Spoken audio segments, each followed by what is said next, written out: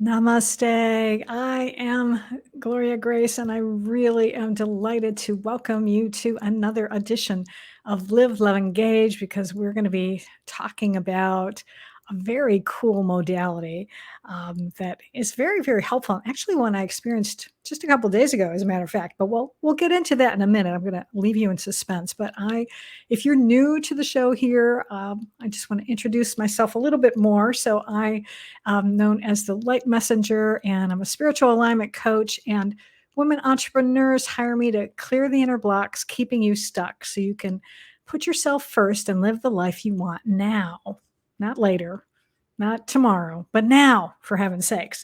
And I am so glad to have our guest with us today. Her name is Monique Verpoort, and she is a registered social worker and a certified practitioner in the modality of emotional freedom technique, otherwise known as EFT tapping. And not only that, she's an author as well of a book called Is This All There Is? Living a Life Beyond Obligation. And I just realized I want to ask her about that as well. But I know we're going to be talking about EFT a lot. She's also worked in the field of children's mental health for close to 20 years. So without further ado, I'm going to bring Monique on and officially now welcome you to Live, Love, Engage. Thank you. So happy to be here. Well, I'm very interested in having you on the show to talk about EFT, because I realized I've been doing this podcast now for over 3 years, and of all the different modalities and guests we've had on, I don't think I've had anybody talking about EFT. And as I mentioned, I was on a networking event actually the other day, and the host of it led us in a session. But I'm not going to say anything more about that, but I want to let you sort of, first of all, explain to our listeners and those watching on YouTube what got you interested in it, and then you can probably explain a little bit more detail about what it actually is. Exactly. Sure. Well, I got into this probably about 12 years ago. I was actually looking for something, was doing a Google search while I was at work, and on EMDR, which is a evidence-based modality as well, that is typically using eye movements to work through traumatic memories. And one thing led to another, and then I landed on this thing called EFT, emotional freedom techniques, and started reading, testimonials about what this was. It really intrigued me because everything I read was just, it almost sounded too good to be true. People were reporting these major transformations, from, living with traumatic experiences and just having lives that, full of suffering. And all of a sudden they were using this technique and they were living this great life and overcoming, whether it was physical challenges or emotional challenges, what have you. And so I thought, oh my gosh, there's got to be something to this. So I started experimenting with it myself. And sure enough, I thought, okay, this is really interesting. I'm actually getting some relief on a physical level, but also on the emotional level. And so that was sort of the beginning, what piqued my interest. And then I actually had sort of a major life event that involved a close relationship. And there was some issues around betrayal that I just kind of hit me over the head. And I was just really at a very low point. And I started using the tapping. I actually went to a practitioner to work through this. And it was incredible for the results I was getting through that with this practitioner. And I said, you know what, this is too good to be true. And it wasn't just me. I was witnessing other people that were in this program. Well, actually, I'm jumping ahead. I decided to get certified in it. And I was noticing people in the program were getting similar results in the moment. And it blew me away, Gloria. I thought, this is just incredible. And I need to learn how to do this. And I need to be able to help people with this. And that was sort of the beginning of it all. And it's served me really well over the last decade. Wow. Well, I'm certainly glad that you did get a lot of benefit out of it. And I've done it a few times, but I'm not sure. I guess perhaps I haven't done it enough consistently. I suppose like anything, it's probably the more you do it, the better results you probably have in the long term. But I want to, before I'll have you maybe address that, but could you maybe explain a little bit about the theory behind it, and how is it that people are able to get such good results? So because it's called tapping, and I like I said, I know kind of what it is, but I'd rather have someone like you who's an expert explain to our audience, for those of you out there who haven't heard of it, what exactly is it, and what is it? How does it have that create emotional freedom? That's the way to say it, right? Yeah. Oh, yeah. Yeah, Yeah. for sure. Well, I think the easiest way to conceptualize what this is acupuncture without needles. It's a form of acupressure in the same way with, if anybody's familiar with, well, acupuncture, we know that there are specific targeted acupoints along the body's meridian system, which are energy circuits that we can't see with the eyes, but we know they're there. And acupuncturists have known this for a very long time. 3,000 to 5,000 years is typically what you read when you look into the origins of this. It was really it is a form of traditional Chinese medicine that includes, one aspect is this acupuncture. So it is by actually massaging, rubbing, or tapping, hence the name tapping, EFT tapping. What we are doing is we're tapping on those acupoints where there is stuck energy. And so we know this energy, what is that? Well, it's our life force that runs through us when we're in this body. It is also emotions that get stuck in the tissues, the fascia, the nervous system in the body. And when we can apply this pressure to these acupoints, typically in EFT tapping, we stick with sort of the head and the upper part of the body. We can actually release that stuck energy at those points that have accumulated to enable this free flow of energy through our bodies. And the belief that the Chinese have really passed on in terms of how this works is that optimal vitality is really when we have our energy flows that are unimpeded, that run through the body. And then we have optimal health in terms of the functioning of our different biological systems, respiratory, digestive, etc. And so it is a form of sort of release of these points. So that is by and large, the overall picture of this. Well, I appreciate you sharing that. Now, I want to get to sort of what I was hinting at before, is because I feel that I've done it and gotten some relief in the moment, but I haven't been a consistent practitioner of it. So do you find, and have you found this even with your own personal experience with it, and maybe with clients as well, that is this something that benefits from repeated attention to it, or is it something that it can handle things, sort of one and done type of thing?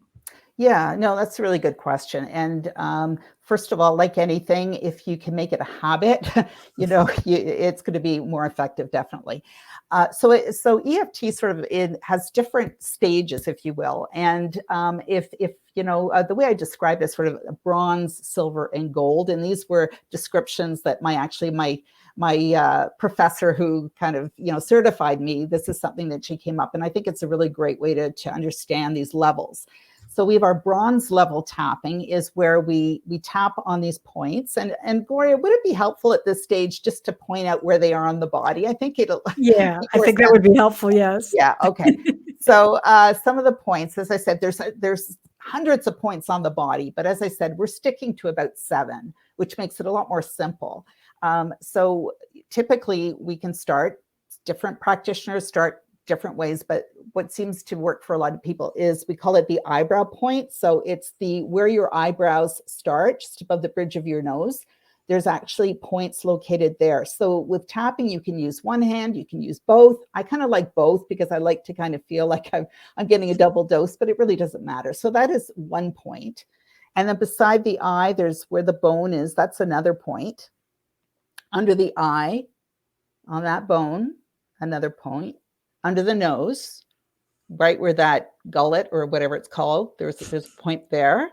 Under the bottom lip on the chin is a point. And then the collarbone if you kind of take your fingers and you run them towards each other and you go down about an inch and over an inch, there's sort of an indentation. And that is a meridian point there. It's called K27. And for a lot of people, it's quite sore because often there's energy gets stuck in that place. So if you find that it's a little bit sore, that's actually a sign that, you know, you might need to do some rubbing or tapping at that point to release it. And then 4 inches below the armpits is another point. For ladies, it's sort of where your bra strap band is. And then the top of the head, if you kind of take your fingers and you bend them like this, and you kind of cover both hemispheres of your brain, there's a lot of meridian endpoints that are located there. So those are the points. And with bronze tapping, it basically means you're not using words, because what happens, a lot of people get tripped up because they'll Google EFT on the internet and they'll see people using a lot of language to kind of tap through these points, which is another phase. That's kind of the silver. But to stick with the bronze right now, if we can just tap and breathe, the breath is super important with this, because the breath is going to move that energy or those emotions out through your system. So if you gently tap, so if I'm starting at my eyebrows, I'm going to breathe in slowly through my nose. And I'm going to breathe out through my mouth. Very slow. I can rub, I can tap. If I'm tapping, I might do 5 to 7 kind of taps. And then I'll move over to the side of my eye. Continue with the deep breath and exhale. And you go through all these points. So typically what happens there, why that's effective, is that it's something called mechanosensory transduction, which is a very fancy name, which basically means that you are sending an electrical signal through the fascia to your emotional brain, the limbic system, where the amygdala is located, which is our threat detector, the body's threat detector. So if you, for instance, are exposed to something outside of yourself that is really, you know, inducing fear in your system, and you tap on it while you're tuned in, so you're thinking about it, it actually sends that message to your brain saying, it's okay, you're safe, you're fine. And it de-escalates, it puts us from our sympathetic nervous system into our parasympathetic nervous system. So that's where often people who tap that are in a heightened state of anxiety or activated emotion, they will sigh, or they may start yawning. I don't know if you've had this experience, Gloria, but when I know it's working when I'm yawning my face off and I've got tears coming down my eyes and I'm like, all of a sudden I'm in this different place. And so that is a nice sort of stress reduction technique in the moment that you can use. So that is the bronze. The silver is when you tap along it. For instance, there's a tapping summit happening right now in February. That's amazing, where you have, people that are on there and they tap on different themes. It could be anything. And you tap along and you repeat with them. So they'll say a phrase, even though I am feeling really frustrated right now, I choose to love and accept myself anyway. And then the other person would parrot that back. And you're using these statements that acknowledge that there's a problem, but despite the problem, you accept and love yourself at the same time. So there's something about that acceptance of what is that is so powerful, because we're not resisting our truth. We're stating it as we see it. And we're kind of letting our subconscious know that, you know what, we're okay. This is going to be okay, despite having whatever the issue is. So that is silver tapping, where you tap along with someone else. There are also tapping scripts. I have a few included in the back of my book as well. People can follow, because they, the fear is if people think it's only words that will help, then the tendency is, I'm not even going to bother with this, right? Because I don't know where to start with this. So that is the silver. And then the gold it's really as a therapeutic modality. This is for somebody perhaps who is working through a lot of childhood trauma issues, and they need to work with a practitioner who can work specifically on their situations, getting to the specifics. What is it that is keeping him in that place of unhappiness and stuckness? And so that is something that, if somebody has unresolved trauma, I always caution, don't do this on your own, because it's a very simple technique, but you can start tapping into things that come up through your subconscious that perhaps you're not well equipped to deal with on your own. So I sometimes feel like I'm over cautioning because it's kind of built into sort of the procedure. But there are a lot of stories about people that go too quickly. Either they're on their own or they go to see a therapist and right away they're like, well, I want to deal with this trauma. I've been dealing with this for so many years, but it floods the system. And then that person is not well enough resourced to be able to get on and function in their life. So, slow, better than fast, right? So those are sort of the 3 stages. So back to your question. Yes, depending on where it is that you kind of want to go with this, making it a daily habit. What that is, Dr. Stephen Porges, who does a lot of work on the nervous system, and he talks about something called the window of tolerance. And that window of tolerance is your ability to tolerate what's going on in your environment. So people either have a very narrow window of tolerance, which means that the slightest thing can get them all riled up, right? And they spend a lot of time there, whereas somebody who has a wide window of tolerance, regardless of what's going on out there, they can resource themselves, they can stay in that, calm, peaceful place. And with the tapping, the beauty of that is that the more you do it, the more you can grow your window of tolerance. So you're actually responding to what's happening rather than reacting from that fight, flight, freeze space. Yeah. And I've had that experience with meditation, because that's why I've meditated so long, is that it has helped me to tolerate things a lot easier than I used to.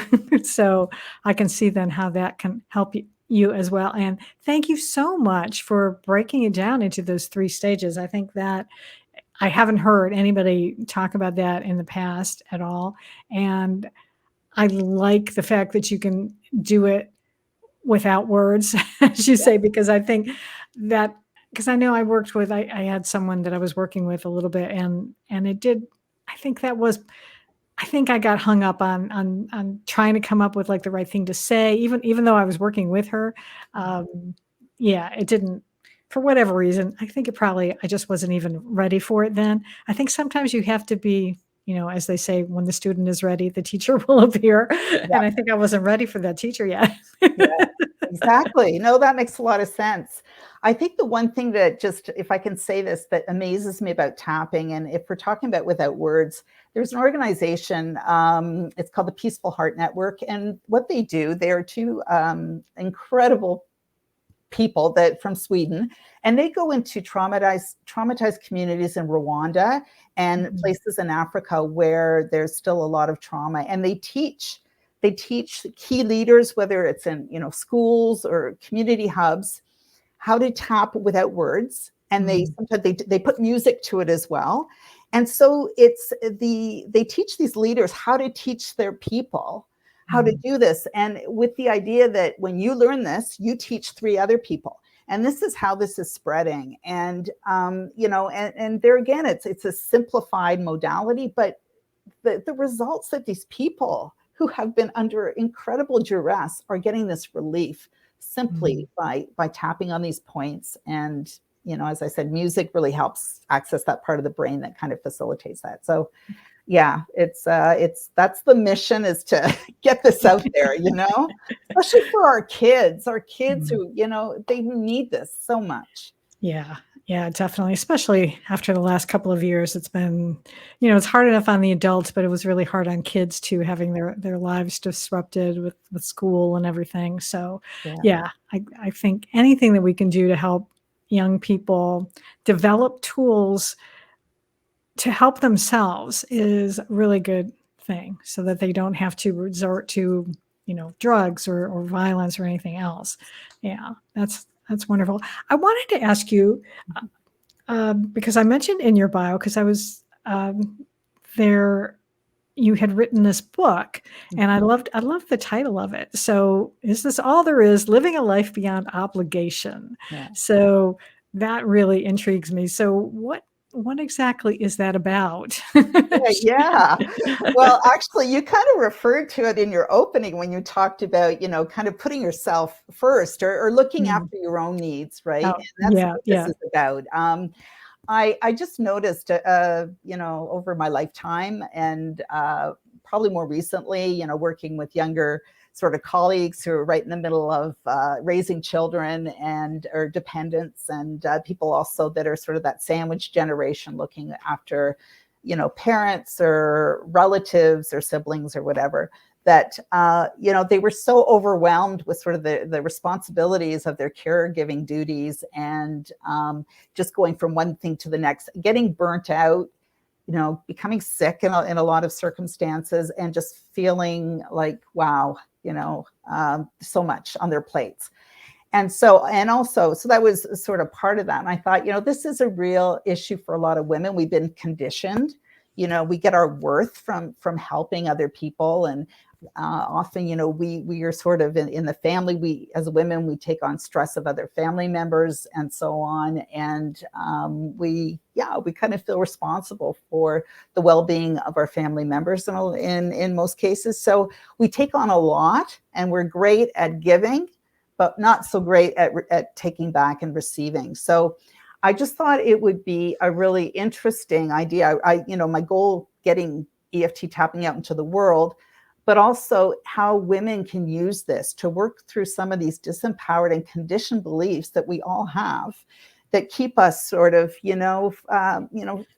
don't often feel comfortable asking for help, or we feel we have to do it all ourselves, or there's just so many sort of aspects to that. So we know that with tapping, we can get to those beliefs and we can shift them. So beliefs of it's not possible for me to whatever, follow my dreams or whatever, or I don't deserve to take time for myself.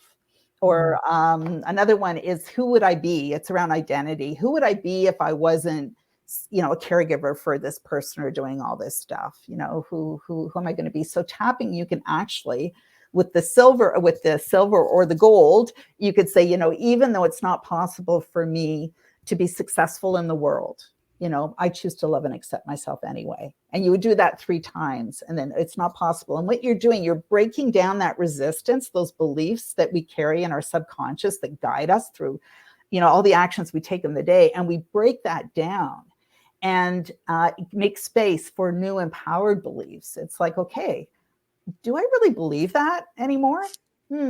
Not so much. Okay, what do I want to believe?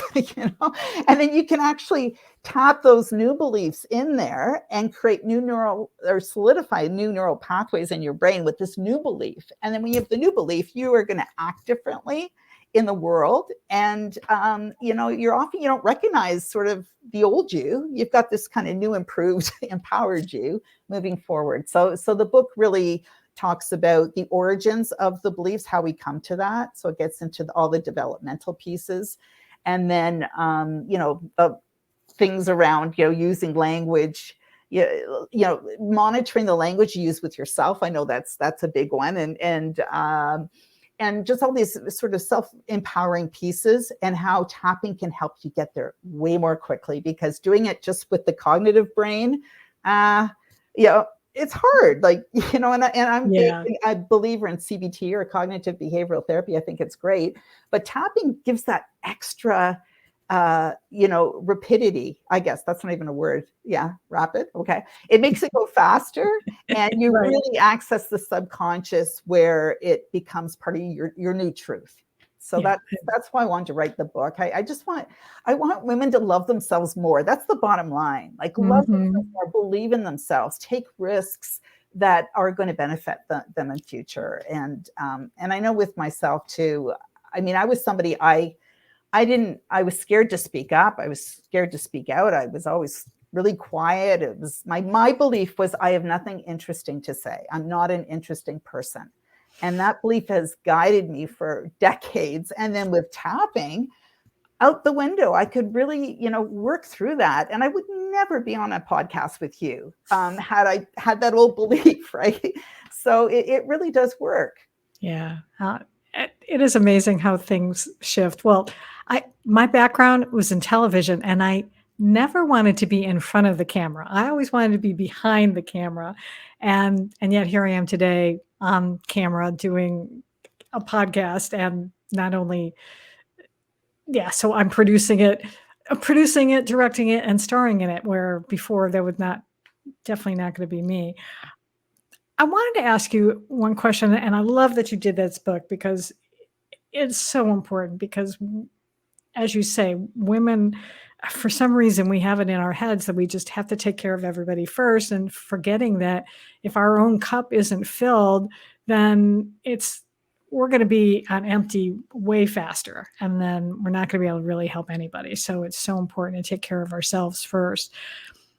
But I wanted to ask you is if someone's listening to this and wondering about it, is there any way that they could do it wrong, let's say, and have it, and not get the results that they want? First of all, doing it wrong, no, you can't do it wrong. That's the good news, really. Okay. And part of it is experimentation. I mean, there are some that feel that, you can choose one spot, your preferred spot. A lot of people like this collarbone because it seems to feel good. And because, it's usually, as I said, there's a lot of stuck energy. They can, feel that release. Now, the beauty with tapping is that there's certain ways that you can use it with using words, but basically the words are how you're feeling in the moment. What is bothering you? So that's your truth, right? If I'm in a pissy mood, I can say that even though I'm in a really, bad mood, pissy mood, whatever your words are, I love and accept myself. Even though I do that 3 times, even though I'm in a really bad mood right now, and I really don't want to talk to anybody, I accept that that's how I'm feeling right now. So there's always the acceptance and the truth of how you're feeling. And then just going through those different, we call that a reminder phrase. So feeling, I'm in a really bad mood right now. So under the eye, I'm in a really bad mood right now. Under the eye, just leave me alone. I don't want to talk to anybody right now. And so you see, you just kind of go through that. But that is an easy way to use words because they're coming from you. They're not coming, oh, what am I supposed to say? And I love it. And where I find it's really helpful is if I've had situations where, I'm sure you've had these too, where maybe somebody just like really triggers you in a way and you're kind of sitting with that emotion. And I find that if I find a private spot and I just start talking about how I'm feeling about that person.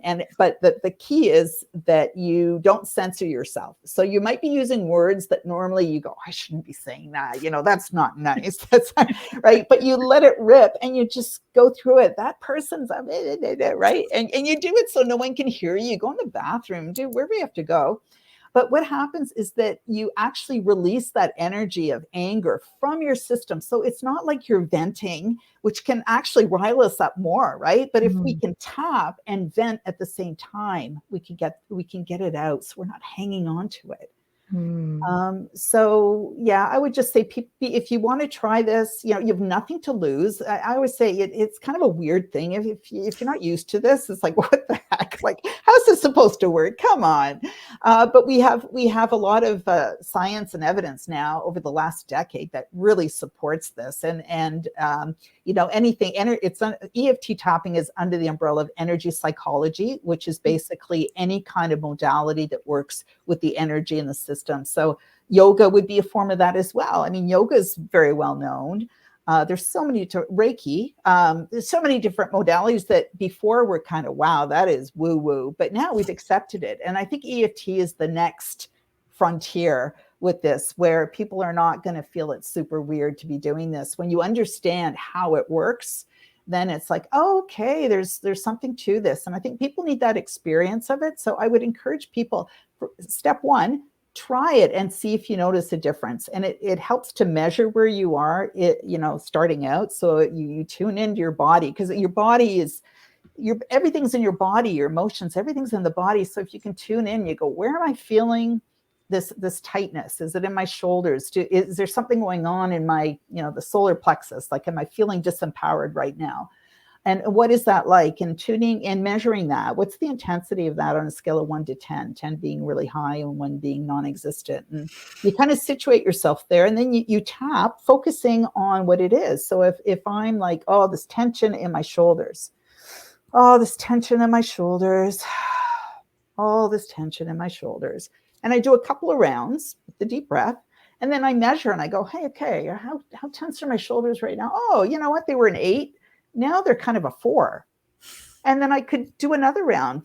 All this remaining tension in my shoulders, all this remaining tension, going through the points again, measure again. Where are you now?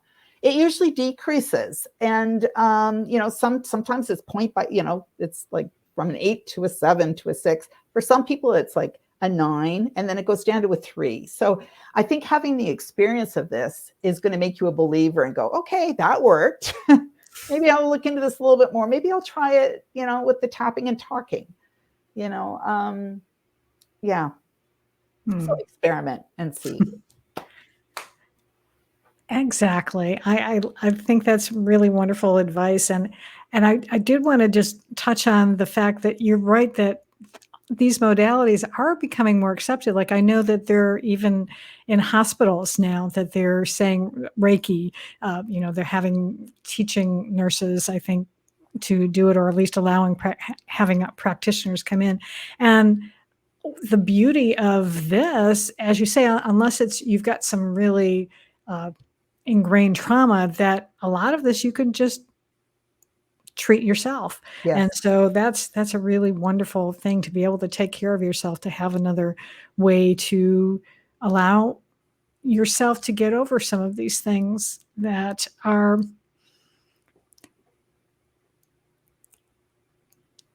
I'm thinking, not necessarily a minor, but sometimes it is. I think sometimes there are minor things that we then focus on too much, and then it becomes a major thing. And if we can tap it when it's still a minor, then we can really take it down, and then before it grows into something more destructive, shall we say, or maybe not destructive, but more of a problem and a challenge. So I love this, and you have encouraged me to start experimenting with it. So I'm going to add it to my toolbox.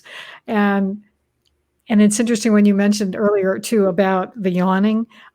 When I do light language, I tend to I wind up yawning in the middle of it, and so it's probably the same principle. Again, it's the energy moving through. Right. So that's kind of interesting. I have enjoyed this conversation so much. Is there anything? Well, actually, I'm going to now, before I get to that question, because I do love to ask my guests this. What are you curious about right now? I'm curious to know where, this sort of what I see as the beginning of a revolution. I like to call it that, even though it's still small, but we got, more and more people are learning about this. And I'm just curious to know 5 years from now, where we're going to be with this. Like my vision really is for, as I said, because my background is children's mental health. I really care deeply about kids, and would love to see schools adopting this, where kids are starting their day off right from the get-go, being able to regulate their nervous system, to, be able to access that prefrontal cortex thinking brain, to be able to take in the information that they're learning, and getting a really good head start on the day, and having a skill for life, so that we can have adults that are regulated, as opposed to, dysregulated, making really poor choices. And so that's my curiosity.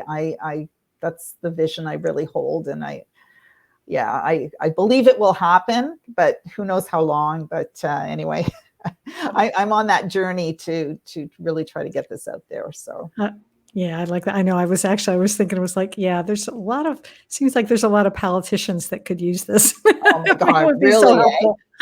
Oh, for sure. Is there anything else that maybe I should have asked you about in regards to EFT that I didn't? Anything else you want to share with our audience? It's important. Well, there is one little thing that, a little exercise that I kind of find fun for people to experiment with, and it involves some parts work. And it's sort of identifying the parts of yourself that you would like to nourish and, expand. And so, something that I had read about years ago was sort of, naming these parts. So, for instance, for me, I have Mighty Monique is that part of me that is, empowered and wants to get out there. And, Fun Frida is that part of me that wants to have more joy and fun. And it's just a fun little, experiment that people could try. And then with the tapping, they can imagine what their little avatar or their little part persona is. And they can, with visualization, they can think about what would that part be doing? How would that part be expressing themselves in the world, right?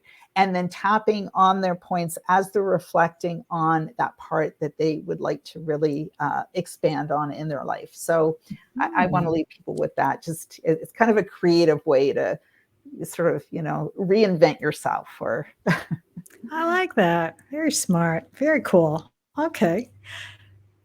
And it's a lovely way to be creative and to imagine.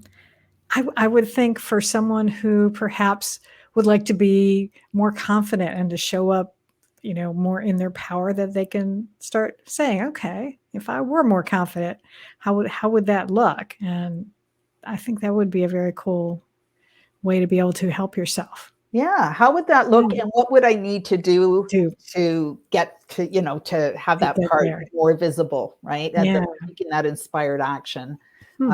little small step. Very nice. Awesome. Well, if someone listening to us today wants to know more about this and would like to get some guidance from you, perhaps, what is the best place for people to reach out and connect with you?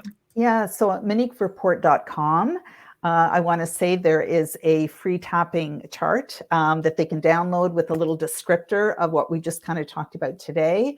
And also there are a couple of free chapters of my book if people want to download that and have a look and see if that's of interest. That's all on my website, MoniqueVerpoort.com. And All there's a right. contact with an email there.